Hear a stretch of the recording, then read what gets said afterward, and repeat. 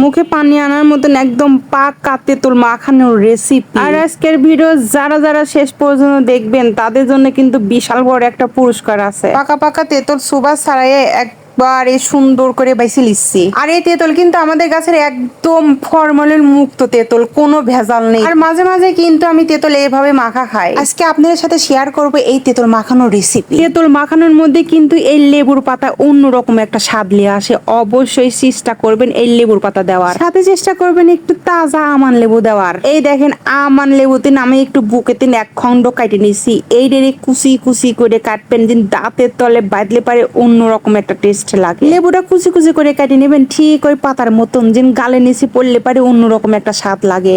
এইবার কুচি কুচি করে কাটা শেষ হয়ে গেছে কিন্তু আমার লেবুর কিন্তু রসমস সন্ধিকারে কিন্তু কুচি কুচি করে কাটবেন। এইবার দিবেন হচ্ছে কাঁচামরিচ। কাঁচামরিচ আপনারা স্বাদ অনুযায়ী দিবেন, কুচি কুচি করে কাঁচামরিচ কাটে নিবেন আপনারা যতটুকু ঝাল খান। তারপর এর মধ্যে দিয়ে দিবেন টুকুস করে হচ্ছে লবণ। আপনারা একটু বিট লবণ দিবেন, আমার তো বিট লবণ ছিলি না, ফুরিয়ে গেছে, সেই জন্য বিট লবণ দিবির পায় নেই।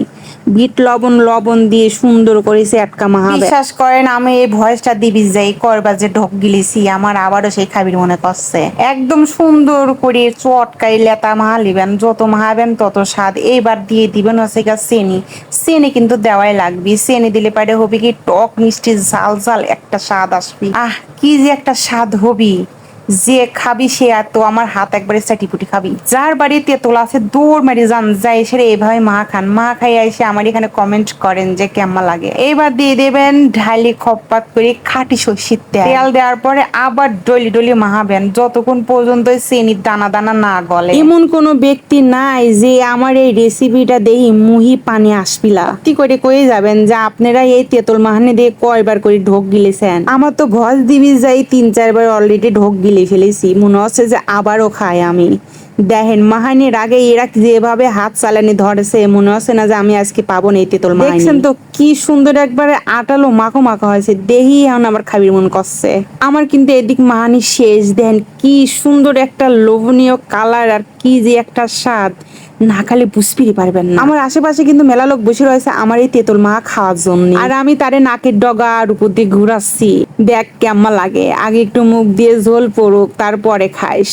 আর এই মুহূর্তে যারে যারে খাবির মনে করছে তারা তারা নিজ দায়িত্ব কিন্তু বানা খাই আসেন, খাই এসে আমার কমেন্ট করেন যে কেমন হয়েছে। এই দেখেন আমি তো খাওয়ার আগে এরা কারাকারি শুরু করে দিয়েছে, আর কারাকারি না করে কি করবি। এটি এমন একটা জিনিস যে মাইনি সয় আর খাওয়া সয় না, খাওয়ার আগেই শেষ। আমি বুঝলামই না কেম্মা করে শেষ হয়ে গেল। আর হ্যাঁ, ওই যে বিশাল বড় একটা পুরস্কার দিয়ে যাচ্ছিলাম, পুরস্কার হচ্ছে আপনার মুখের পানি। এইটি হচ্ছে আপনার পুরস্কার। তাহলে হাফেজ, ভালো থাকবেন।